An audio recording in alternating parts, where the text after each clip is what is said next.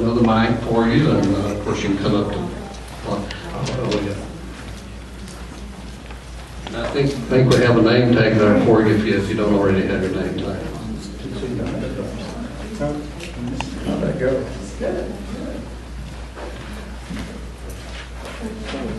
And this is a kindergarten order. It's alphabetical. So.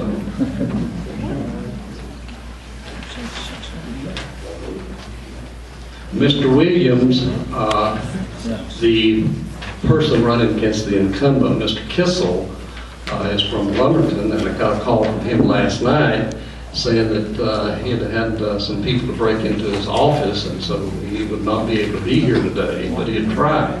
So he may come a little later on, but I hope he does. But he's the only one that said that he could not be here. Of course, Mr. Kissel did also. The staff here in North Carolina said that, yes, we'll get him there, and then the people in Washington, D.C. said, no, they can't come. He's got a meeting down in the eastern part of the state. So we do have... Is the eastern part of the state in this district? Well, if Lumberton's eastern part of the state, then it Oh, probably... well, I'm sorry. I guess that's fair. I don't know. But anyhow, those are the reasons that those two candidates are not here, and they certainly were invited. At this time, then, we will ask Mr. Richard Hudson. It's watering that school. I'm sorry, I interrupted. Sherry's going to kill me. Those of you who need water, we got water in the cooler back here for you if you'd like a swig of it, so please.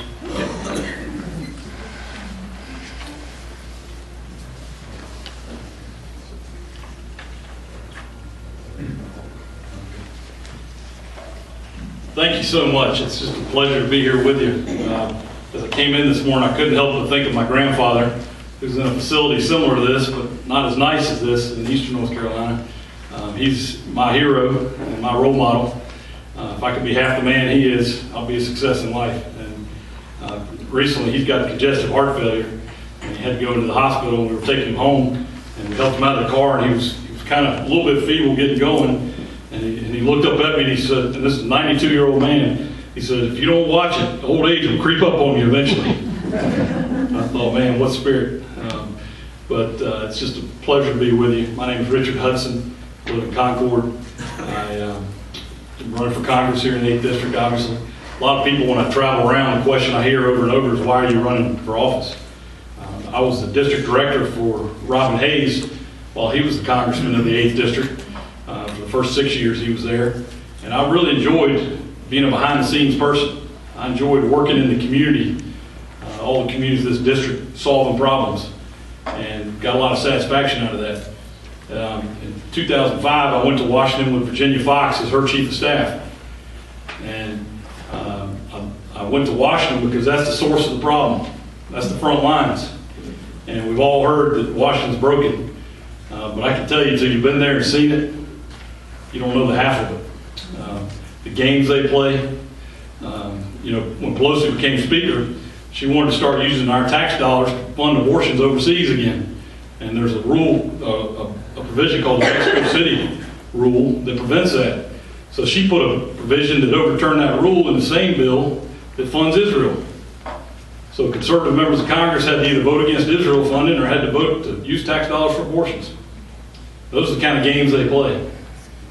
So after some time in Washington and seeing how it worked and watching the incumbent congressman, y'all may not know a whole lot about Larry Kissel, this being a new part of the district, but Larry Kissel's a nice fellow. If he'd shown up here today and you met him, you'd say that's a nice guy. He talks like a conservative, but then he goes to Washington, and according to Heritage Action, he's got a more liberal voting record than Nancy Pelosi. That's not the kind of person we need representing us. And so seeing what's going on up there and seeing how the current congressman was treating my friends and family back here, I returned home and decided to run for Congress, and that's why I'm running. And I've got the experience by working for other people that I respected, and I've got the energy, and if you'll give me the chance to represent you, I promise you I'll work hard for you every day. You'll see a lot of me, and I'll do my best job, and we will turn this country around. Thank you.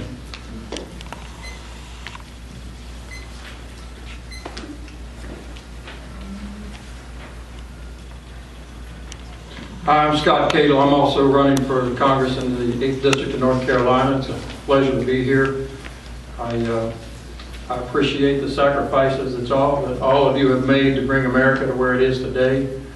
It's good to be here with the folks that got me the opportunity to be here and to practice dentistry and to live a life of freedom, and I appreciate it.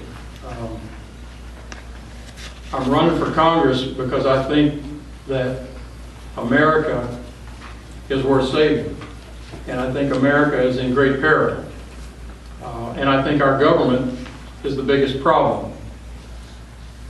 So what I'd like to do is go to Washington and fundamentally change the way that the Congress does business. You heard Mr. Hudson talk about the way that they do business. He's seen it personally. I've kind of had to watch it on TV and read about it in the newspapers, but I'm thoroughly convinced that there's a swamp up there, or a cesspool, or however you want to put it, and it needs to be drained. I wish I could say nicer things, but I really can't. As a matter of fact, I think I'm kind of soft pedaling a little bit. So if you send me to Congress, you'll find that I'm going to go up there and fight every single day from the time I get up in the morning to the time I go to bed at night against the establishment that has caused the train wreck that we're seeing today, and that imperils the seniors, their children, their grandchildren. So we'll be talking about some of these issues in a few minutes. I hope you'll listen very closely. I hope you'll ask me some questions. I have a plan for America that I published on my website.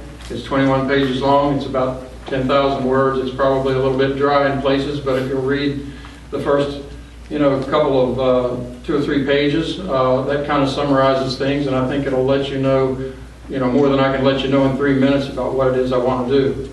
But the bottom line is we need fundamental change in the way Congress does business.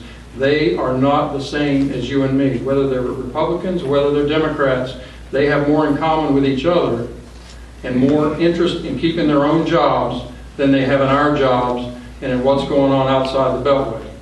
And the great majority of America, and I'm not telling you anything you don't know, is outside the Beltway. And believe it or not, I think that is lost on a lot of those characters that never do anything but talk to each other. They don't know what's going on out here. They don't know how to grow America. And somebody needs to go up there, more than one person, frankly, but somebody from the 8th District needs to go up there and remind them. I'll be that person. Scott Cato, thank you.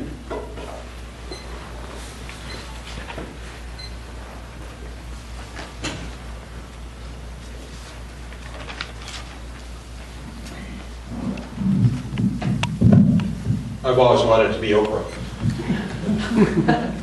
I'm Vernon Robinson, and I want to serve you as your representative to the United States Congress. And I want to do that for 3 reasons.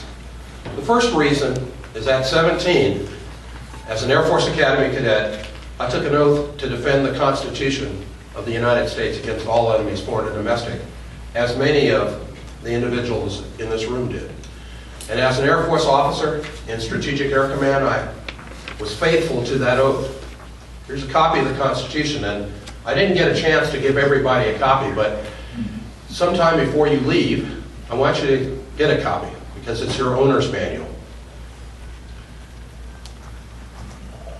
If you send me to Washington, I will be true to that oath to defend the Constitution by reducing the size and scope of the federal government so we can return it to a limited constitutional republic that is consistent with the enumerated powers of the Constitution, which means it has to stop doing about 95% of the things it's doing, so that we can have unlimited economic opportunity for all Americans, to create an opportunity society based on individual merit.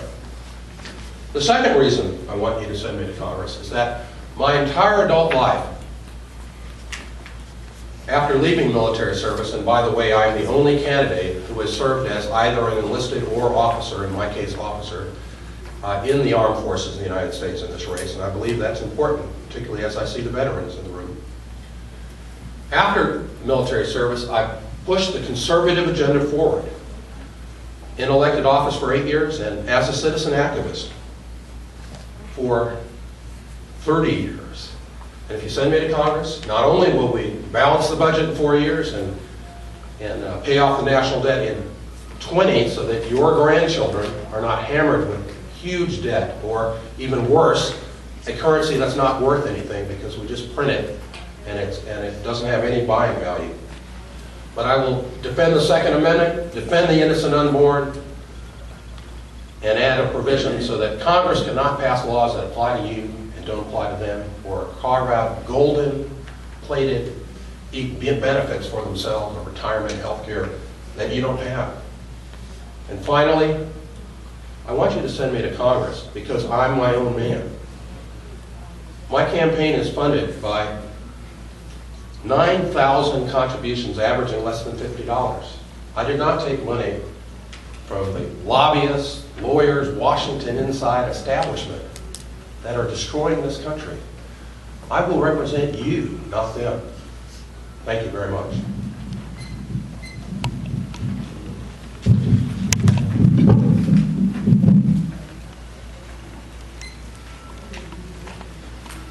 Thank you, Dwight, for having us here today. I'm Representative Fred Steen, and I'm just across the river in Rowan County. And I feel like I've known some of you folks and other privilege from Kannapolis, and Billy Doris was our organist in our church at First Baptist in Kannapolis, and that's the church I've always attended my whole life, and I feel grounded there in the community and feel like I'm part of your community as well. We are very fortunate to have been elected as a mayor of my hometown for about 8 years, and then went on to the General Assembly. That's where I'm currently serving in the House of Representatives as a current representative.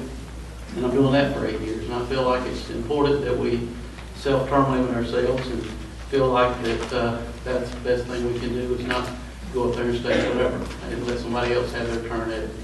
If you select me to go represent you in Washington, D.C., I will do the same thing. I do not want to go to Washington, D.C. and spend the rest of my life there. I do have family. I will be with my family as much as possible, but I want to go up and do some hard work in Washington, D.C. We need a lot of work done up there. We were able to accomplish some of those things here at the General Assembly this year. We were able to do some reform in workman's compensation to help businesses in North Carolina. We were able to reform a lot of other things. Probably the biggest tax cut in the history of North Carolina occurred just this year, just past year.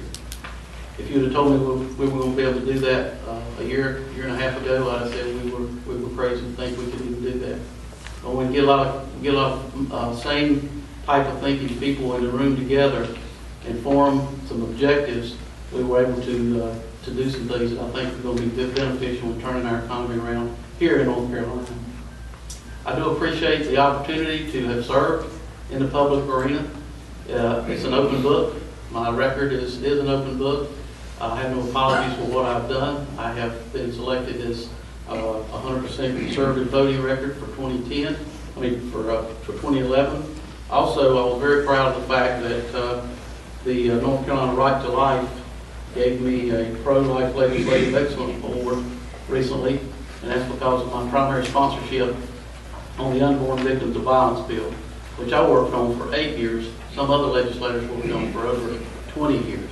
And it took us that long to move that through the General Assembly. Corey, you probably worked on it when you were there back in the 90s, so we know it's been going on for a very long time. I would love to represent you in Washington, D.C. It would be an honor to do that very thing. I hope that we can get some input from you to hear what you want us to do when we represent you in Washington. My ears are always open, my door is open. I got 2 ears, 1 mouth. And that's a priority I feel in all the time. Thank y'all for having us here tonight. Today.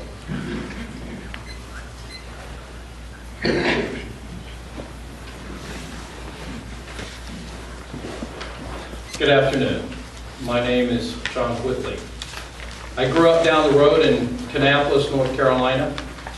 I'm a local boy, born and raised here. I'm the only physician in this group of candidates.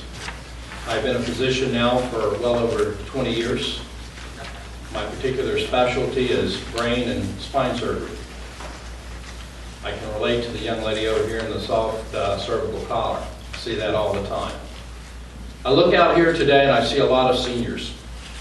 You have a lot at stake, believe me. I deal with Medicare, and Social Security issues every day of my life.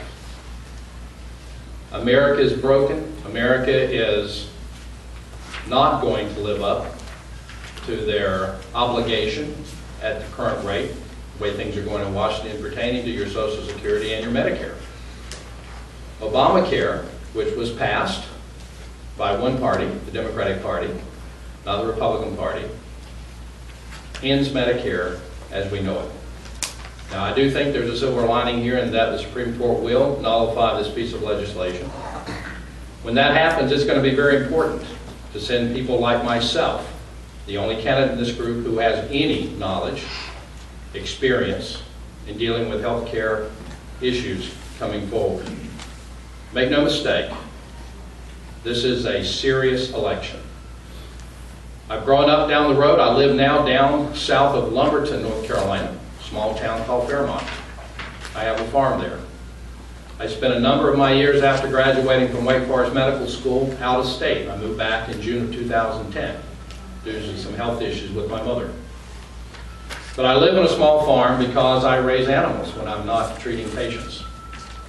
I have a lot of empathy for two-legged people, that would be you, and four-legged people, that would be the dogs and cats and other animals that I've rescued over the years.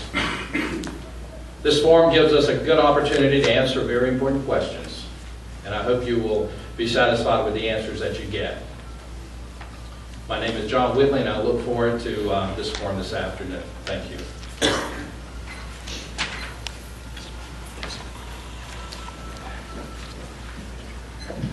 Thank you, folks. And at this time, we will ask some questions from the sheet that you received. And the first question I'd like to ask, and that will be to all the candidates. And what I will do, I'll give the mic to Mr. Hudson here, and then he can pass it right down the line so that all of you can answer the question. The first question I have for them is, what do you think are the top priorities facing the United States? Thank you. I'd say the top priorities, number one, is jobs and the economy. The federal government can't create jobs, but federal policies can prevent jobs from happening, and that's what's going on right now. We've got a president who fundamentally doesn't understand how the economy works, and who fundamentally doesn't understand why this country is great. The reason we are such a successful country, the reason people come from all over the world to come to America, is because we have freedom and we have opportunity. And that means a person can start a business, and you know what, they might fail, but they've got the opportunity and they can pick up and do it again. We have a president who thinks the government's smarter than you, and the government ought to tell you that you have to buy health insurance, what kind you can have, what kind you can't have. They tell you what kind of light bulbs you can have.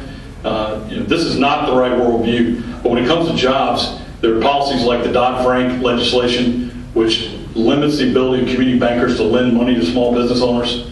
I was talking to a cabinet maker over in Concord the other day. He's been in business 20 years. He had a line of credit that he doesn't use very often. But if he has a big project and has to go buy a lot of material, he needs that line of credit until he gets paid. Well, the bank canceled his line of credit.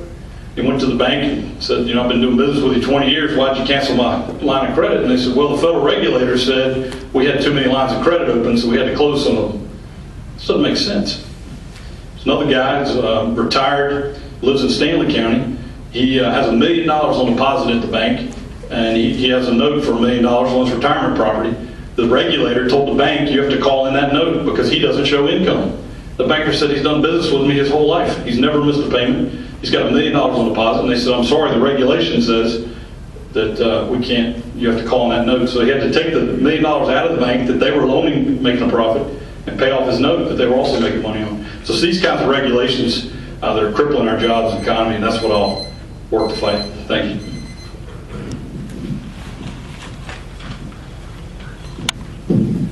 Well, Dwight, I don't think we're going to get a whole lot of disagreement up here among 5 Republicans about, what's the top issues facing the country, and it certainly is jobs and the economy.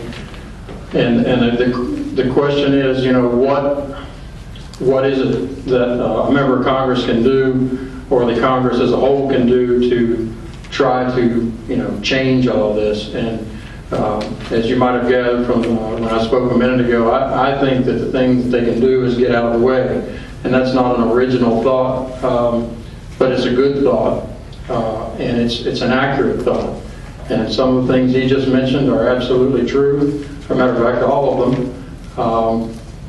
And so I think, you go to Congress, and what you need to do is have the right attitude. And your attitude has to be, we have to get the government out of the way of the private sector so that we can grow this economy, we can balance this budget, we can let the private sector create more jobs, and we have more of everything for everybody.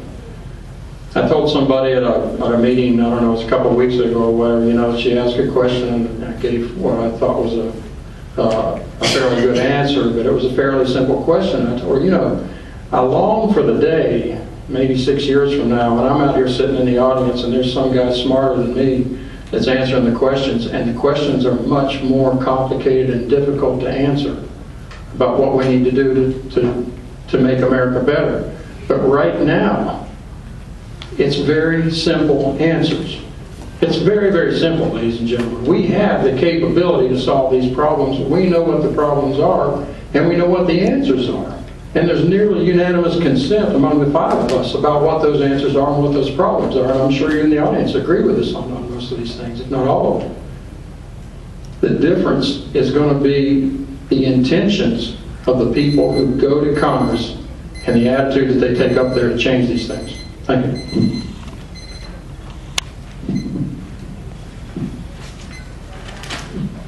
I was talking with Scott because I needed to know how much time I had, so it's 2 minutes. We have a federal government that's out of control. And even if we had the money, which we don't, it would not be a virtuous situation to have a federal government that does anything it wants to anyone it wants at any time it wants. As the federal government gets larger and larger, the citizen gets smaller and smaller until we don't have a citizen anymore. We have a subject to an oligarchy. And that's the road we're going down. There's a question, I guess we'll talk about gridlock later, but there are very big differences between the two parties, or at least should be. Once upon a time, my favorite Democrat, he's down in Texas, wrote a book that said if God had intended us to vote, he would have given us candidates. And what he meant by that was the candidates don't say anything, and then when they get to office, they don't do anything, or at least they don't do anything for you. And so I'm going to remember Jim Hightower should you send me to Congress. But we have to balance the budget of the United States. The top concern is not jobs, it is to stop a federal government from taking your rights away. Well, a couple of months ago, the National Defense Authorization Act, for the first time in the history of this country, authorized military personnel to detain and arrest individuals who are American citizens without trial, without counsel. That is a very dangerous place, ladies and gentlemen. So if we get the federal government out of the way, because it has not created a private sector job since the Constitution was ratified, the private sector will create job opportunities for your grandchildren so they won't have to move away. But we must rein in the size and scope of the federal government, or we will lose our liberty. We're at a very pinnacle point in our economy right now, and jobs have to be created, and this is how we're going to do it. Limited government, private sector will get us out of this bad economy that we're in. How are we going to do this? We got to start making things again in this country. We need to be a manufacturing leader once again in this country. I feel like we can do that. It's been my experience that we have worked very hard in the General Assembly to try to come up with an independent energy policy just for our state. We need an energy policy for the United States. We have not had any leadership in Washington, D.C. concerning any type of energy policy that is significant. Right now we're seeing natural gas at a 10-year low. What has that done for manufacturing here in the United States? We have seen their bottom line be enhanced because their cost is going down to operate inside of a manufacturing facility. I've been able to visit a lot of manufacturing facilities throughout the 8th Congressional District, and they like the fact that natural gas is very low. There's some underserved areas in the 8th Congressional District. They need to have more natural gas availability. We can do that. We have opportunity in North Carolina for untapped natural gas reserves by the process called fracking. It's illegal to even do that right now. We're trying to make that legal. Offshore drilling is also something that we can do for North Carolina. We haven't seen that opportunity happen yet. We're trying to work on that at the state level. A lot of these answers are at the state level, not at the federal level. So through the rest of this year, while I'm still in the House, I'm going to try to get some solutions for us that we can also take to Washington and duplicate up there to the extent that it is our role to play at the federal level. But I do think an energy policy is something that will help us with manufacturing, and we can turn that around. We're already seeing jobs come back from China to the United States, and it's because of the cost of energy.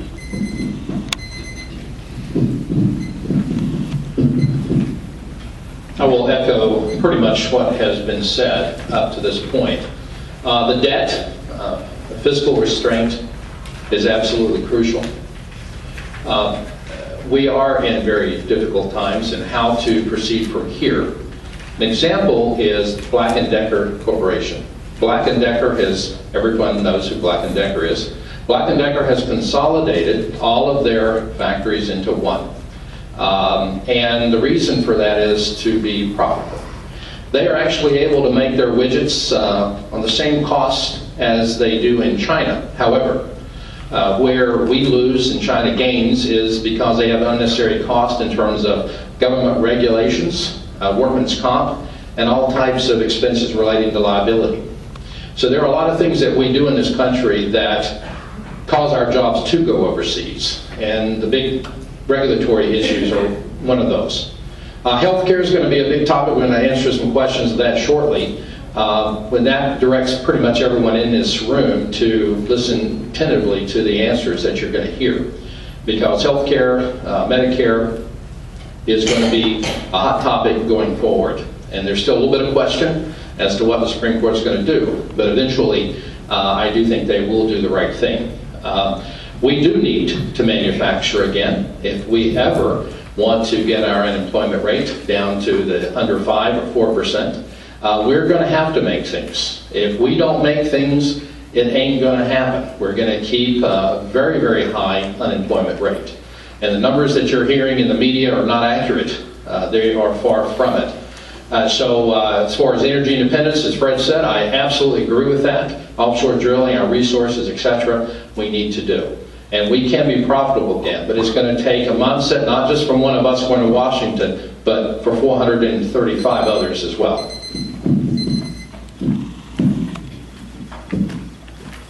Thank you, folks. At this time, I'd like to ask a couple of our candidates this question, please. What are your thoughts about our Department of Education, the Energy Department, and some of the other departments up there? Richard, would you like to start off, please, and then Mr. Skeen? Okay, Energy HUD and what was the other one? Energy Department and the Department of Education. Okay. Well, I look at the Constitution to see where some of these roles the federal government has carved out for itself are, and I don't see them. And so I think there's a lot of room to save money by getting the federal government out of the process. If you ever visited Washington, D.C., it's a nice place to visit. You go by all those real big buildings down there on the outside of the mall, and they're full of bureaucrats. And the education department's one of the worst. They've got a lot of people working there, and I'm not sure what they're doing. A lot of them are producing reports that we're paying for that go into file cabinets and shelves that we never see. And so I think we could absolutely consolidate these departments. We don't need to continue to try to do the same thing we're doing, but do it better. We are in a dire situation. We have almost a $16 trillion deficit. Since Barack Obama and Larry Kissel went to Washington, we've added another $5 trillion to our deficit just in those 3.5 years. And so we've got to dramatically change the way we're doing things. That includes entitlement reform we'll talk about later, but consolidating these departments, dramatically changing the way we do our budgeting. All these have got to be on the table and they've got to be part of this process. So that's where I stand on that. Thank you. Thank you. And you're speaking of education. I really think that there's a very limited role that federal government should play with education. I believe at the state level, the local level, we have educators. We have one in the room now. We have educators that can do the things that they need to do in the classroom. We don't need Washington telling us how to teach our children here in Davidson County, Rowan County, or any of the other local counties. We've been able to do that for many years. I remember going through grade school, our teachers knew what to teach. They knew how to teach everybody. We didn't have to have the mandated federal government telling us every single step of the way what to do. And I think as far as energy policy, same way. The Department of Energy has too many bureaucrats up there. And I mentioned term limits a minute ago. And I feel strongly about term limits, but I think the bureaucrats need to have term limits as well. If you send me to Washington, I will see that we get some limited terms for some of these folks that stay there forever, because I think it's time to turn over some of those folks. Not that they're bad people or anything like that, but when they stay in one department forever and ever and ever, their productivity goes way down. And we need to ask for performance in these areas. There's nowhere in the Constitution I see for education, Department of Energy, or these other big agencies that we have, and that is sapping our budget when we need to be prioritizing other things. At this time, I'd like to ask a question for all of you again, please, and if you'll hand the mic to Mr. Hudson here, please. I have to go first every time. Well, no, let's start with Mr. Whitman first. That'd be fine. Thank you. The end of that. We've heard a lot of reasons for the shape that the United States is in now and what caused the downfall of the economic structure. A lot of things have been said about Fannie Mae and Freddie Mac. Explain your knowledge of this situation and what they played in all this economic downturn that we have now, if you will, please. Well, most of you know that these are two quasi-government regulatory bodies that really oversee almost all the mortgages out there. And they are almost single-handedly responsible for the situation we are in now with the economic downturn. With all the tight bundling of the various mortgages that they've done over the years, knowing that there was going to be a day of reckoning and continue to put off. And you can go back and look at some of the remarks made by Barney Frank telling that everything was absolutely hunky-dory, everything was fine. And even George Bush was saying things are not fine. So we have these two quasi-agencies that I would personally like to see totally go away. You're talking about a money pit. They keep asking for billions upon billions of dollars. And you know what? It's just going to be your wasted tax dollars. So there's another potential savings. We, as individuals, are owed more than what these entities have done. And it is absolutely a travesty of justice that the people who created this fiasco are being rewarded with golden parachute packages in excess of $100 million. So again, here is another overreach of the federal government into your lives that I do not think or believe is constitutionally mandated.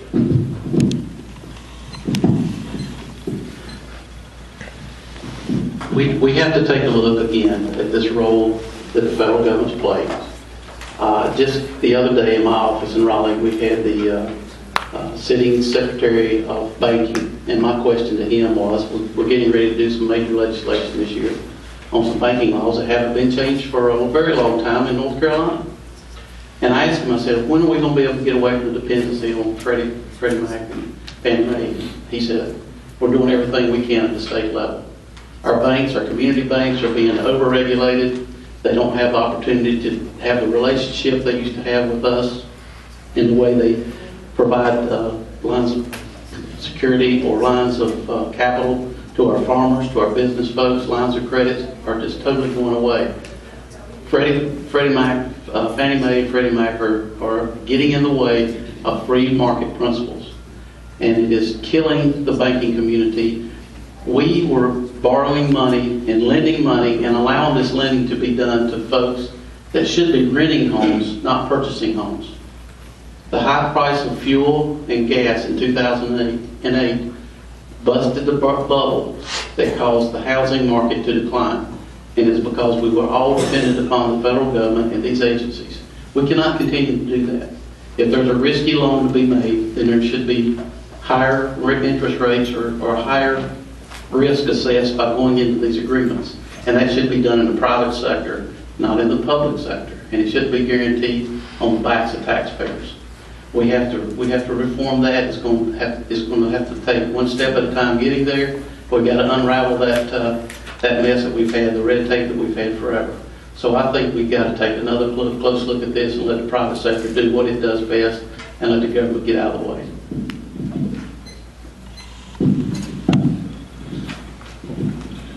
One of the problems that we have with policy in this country is that the federal government intervenes in the market, does things that are unconstitutional. You can't find them in the enumerated powers. Then the whole thing goes south, and you will hear folks say, oh, the government needs to do something, when it was the government that created the problem in the first place. If you recall, there was a big push.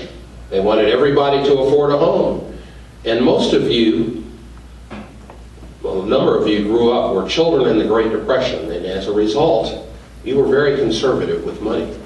And some of you would not go into debt because you were conservative with money. And what the federal government was saying is, we're going to force lenders to give loans to people who cannot afford to pay them back, because everybody should be able to own a house. So the banks, in response to that, and Fannie Mae and Freddie Mac did it also, their reaction to that kind of risk was to cut the mortgages up into securities. They securitized the mortgages and then put them out for sale, and folks bought them, thinking that they were the normal course of how we do business was being followed, but it was not. And so the securities weren't worth anything, and when we hit the wall, major banking concerns went out of business. The banks, the response was more regulation in Dodd-Frank, so that the people who were hurt were average Americans. The folks who created the mess, the Democrats, got away scot-free. And so we have to limit government regulation, because if you don't, we'll in this cycle of the government needs to do something and it gets worse, the government needs to do something and it gets worse, and your grandchildren take the hit.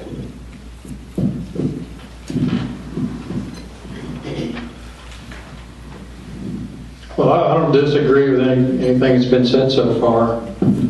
I guess I would ask you, what if I could tell you that you could go into business and you could risk some of your capital, some of your savings, and then if the business didn't work, I'd just write you a check and give you all your money back. Now some of you say, well, I wouldn't do that, that's not ethical, but I've got news for you. There are a lot of people outside this room who are a little less than ethical, and if you make them a deal like that, they're going to do it. That's basically what happened with the Fannie Mae and Freddie Mac deal, and in fact it's still going on, at this moment with those two and with other agencies. But everybody in Washington knew that this was a scam. This was a scam where friends of members of Congress, friends of the president, could go out and lend money to people and then sell those loans up the way, and they kept getting sold and somebody else would buy them, and finally, when they turned out to be worthless, they told you guys, the taxpayers, you got to buy those loans for less than they're worth. You got to bail out all these crooks that have been making a profit and making a living all this time. And that's exactly what happened. Just to be simple about it, it's a little bit more complicated, and I understand what Mr. Robinson was saying, but to simplify it, it was a great big scam, and it was run by everybody.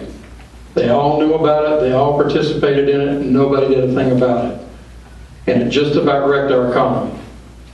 And you got to have somebody go to Washington who can smell this and who will speak up against this and will not put up with the Washington establishment that sold you guys out for over a decade. They knew this was coming.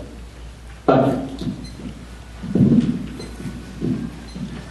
Well, maybe I should have gone first because you guys all gave good answers. Vernon in particular, I think, really explained the problem. You know, it's just like in healthcare and other issues. The federal government gets involved, replaces the market, and then the problems occur because the costs run up, and then the government has to bail out the problem. And the people on the other side of the aisle always look for a big government solution, and that always means watch your wallet because they're taking your tax dollars to fix the problem. When it comes to the Fannie Mae Freddie Mac issue, started back in the 70s, the federal government said we're gonna have these subprime loans. We're gonna make loans to people who can't afford them. Banks, you're gonna have to make these loans, and then Fannie and Freddie will guarantee these loans. And so as this continued to happen, you've got Fannie and Freddie sitting on a lot of really bad mortgages. And to tell you the truth, I don't think we've seen the bottom of it. I don't think we even today know the extent of the problem over there. We need to audit Fannie and Freddie. We need to know what's going on so we can deal with it. And we've got to get the federal government out of that market. And you know, the housing situation is bad. We've got a lot of inventory out there. We've got banks holding inventory they can't get rid of because you know something's valued at $100,000. Someone bought it for $250,000. You know, and the bank's holding that note. There's no way they're going to recover that money. But then we've got the federal government and the Dodd-Frank and federal regulations preventing the banks from unloading some of that. And so, again, we've got to get the federal government out of the process. We've got to let the market correct itself. We do need some protections for folks as a backstop, but more government is not the answer. At this time, I'd like to ask individual questions, please, to the different candidates. Mr. Kittle, what would you do to help the domestic situation?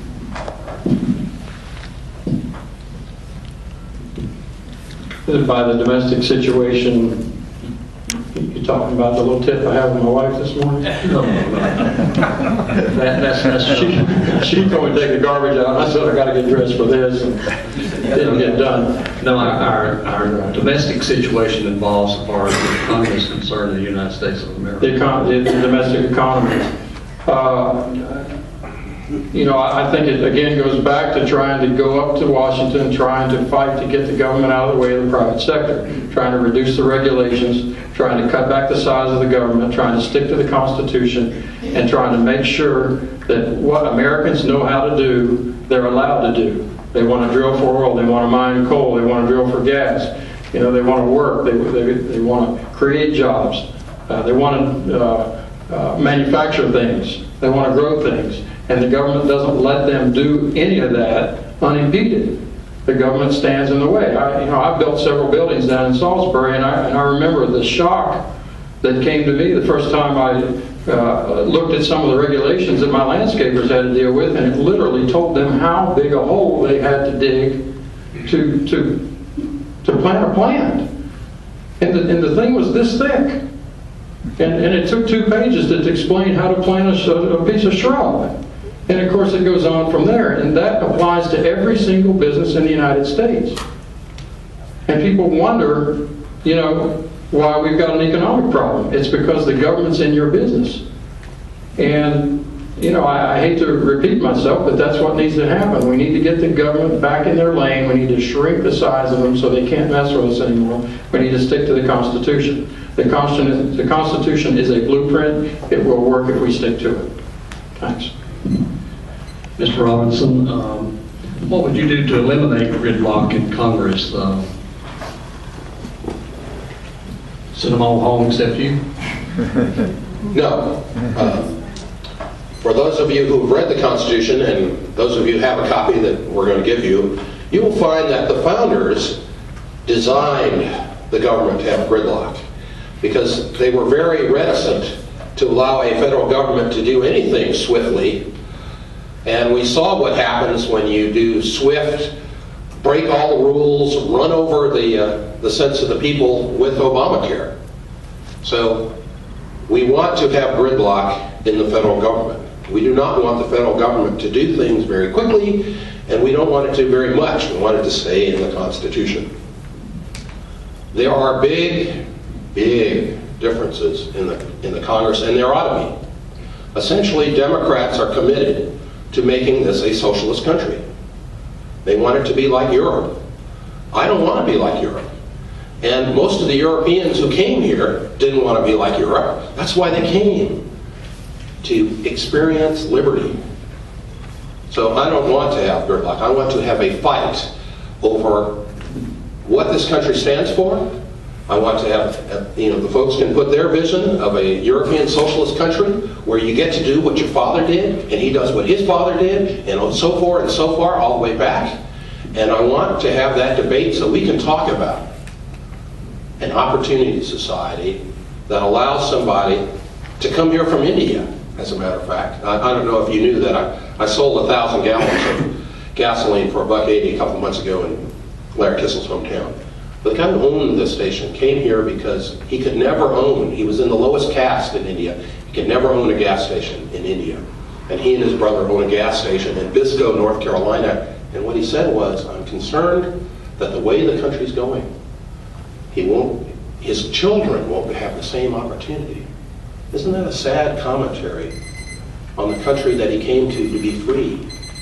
We could get rid of gridlock if we just let President Obama rule by imperial decree, but that is not what the country is about. Mr. Whitley, what are your views on the global challenges facing the U.S. economy today?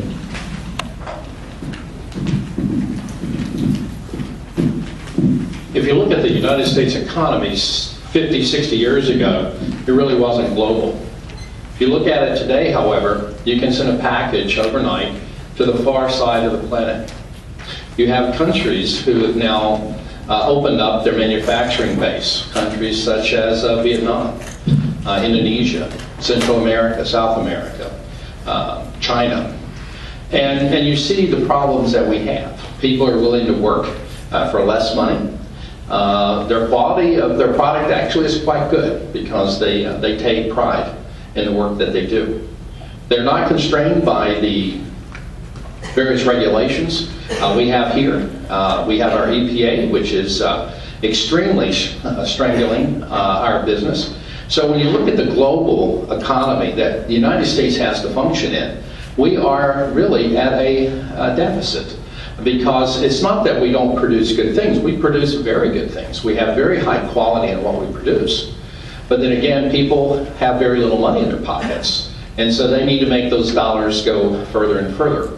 And so they have to buy products that are made less expensively. And so they buy them from overseas. So we have a real problem. Yes, we can increase our productivity, but at the same time, as I mentioned earlier, we're going to have to lower some of our costs. We have to deal with liability issues. We have to deal with government regulations because that is stifling. We have to make things again. And the only way we can make things again to compete in the global economy is we have to make the environment conducive for someone to get up, open up a business, hire people, but they have to have a willing expectation that making a profit is good and it's okay. And right now we have a government who truly is not facilitating that. So we have a real problem in this country because of the globalization of economies. And we have a lot of work to do, and it's going to take some sacrifice. Thank you. We're going to change our direction just a little bit. If you folks would, we're going to have to ask the audience if they'd like to have questions that they have to ask you. But if you look over the sheet there and pick out any one of those questions after these folks ask a question or two that you would like to elaborate on, then after we get through with the audience, then we'll come back to you and then let you expound on that. So you pick whichever question that hasn't already been asked and elaborate on it. At this time, I have a couple of questions been turned to me here, and I'll ask both of them at the same time. Would you be willing to introduce a bill for term limits in Congress? And would you work on getting the United States on one time, either standard or daylight savings? It doesn't matter which one, just keep it one all the time. So, Mr. Witt, if you want to start with that, just come right down the line, answer those two questions, please. Well, as far as the time goes, I understand that if you're on the East Coast, when it's 7 o'clock, it's, while it might be really 7 o'clock on the West Coast, it indeed is much darker. So I don't particularly have a problem with the different time zones. Well, it's the daylight saving time. Oh, the daylight savings times, yeah, I'm not a fan for daylight savings time. I think Arizona probably had it right when they didn't adhere to it, is my understanding. So I think it does complicate things. I don't care to, fall back or spring forward. I think one time is absolutely fine with me. And what was the first question? The first one had to do, will you be willing to introduce? Oh, term limits, that's correct. Absolutely. There are several of us running in this race who are quite adamant about term limits, and I'm sure if the question is posed to a couple of them up here, they'll tell you the same thing. Absolutely. When you have been in Washington, D.C. for any length of time, you talk about cronyism, it is with a capital C, and it is very difficult to get you out of office, whether you're doing a great job or a bad job. Even more difficult if you're doing a bad job getting you out of office, because they always seem to come up with the necessary funds and connections. So yes, term limits. How many years? 6 or 8 perhaps, but anything longer than that, I think it's important to have some turnover in Congress. We have people up there that have been there for 40 and 50 years, and you just lose touch with the local folk if you're up there that long. So I think it's a good idea. I did sign the term limit pledge, and I had my sheriff to witness that, and I wanted to put it out there so everybody could know where I stood on that. I will self-term limit myself if it doesn't become law, but I will introduce that legislation or be a part of the co-sponsorship on that. And I just think it's important that we don't go up there and stay forever. I want to be able to try to be as effective as possible, as quickly as possible. There's a lot of hard work that's going to be done in Washington, and you're probably going to be exhausted after 3 or 4 terms. So I would probably be coming back anyway. And I will self-term limit myself, whether it's law or not. As far as daylight savings time, I would like to see it go away myself, and not having to remember to put the clock forward or backward or whatever, because it always messes my time up, and I'm sure everybody else has conflicting schedules as well when we have to do that. So that would be a problem for me either.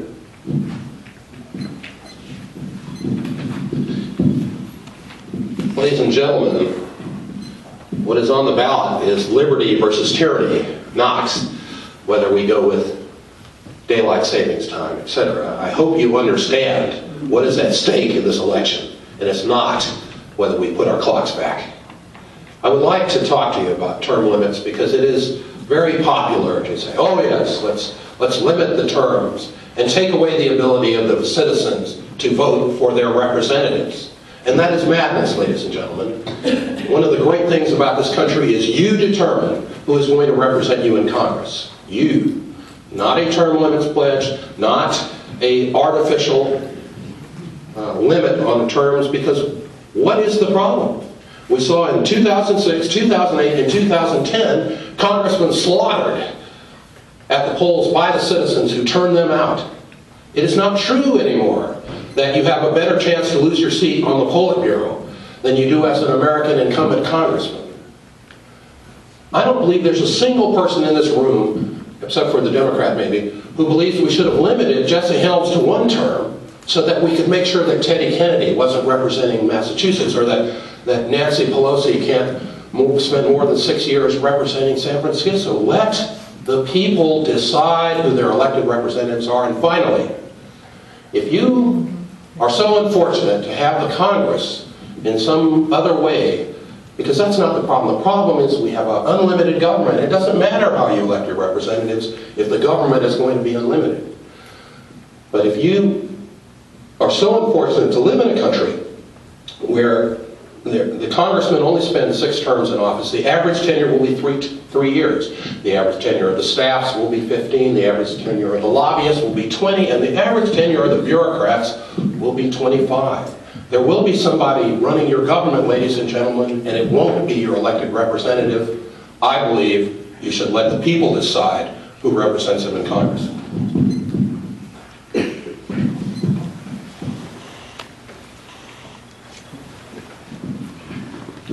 This whole time thing, I gotta agree with Mr. Robinson. I'm not sure it's the most important question of the day, but it's probably the funniest. And I'll tell you one of the funny things. I have an iPhone. I don't know if any of you guys have an iPhone, but when I got my iPhone, I really kind of objected to having an iPhone. I thought I didn't need one of these gadgets, and I ended up getting it anyway. My wife talked me into it, and then I discovered that it has an alarm clock on it. And so I finally got to where I didn't have to have the alarm clock, and I used the iPhone for an alarm clock. And the first time the time changed, Apple, for all their technological ability, and you can take a picture or a movie with this telephone. You can scan a barcode with this telephone. You can do just about anything you want to do with this telephone. But they couldn't get the time right. And so I woke up an hour late that day, and I was not so impressed anymore with the whole spring forward and fall back thing. And I thought maybe they had it solved.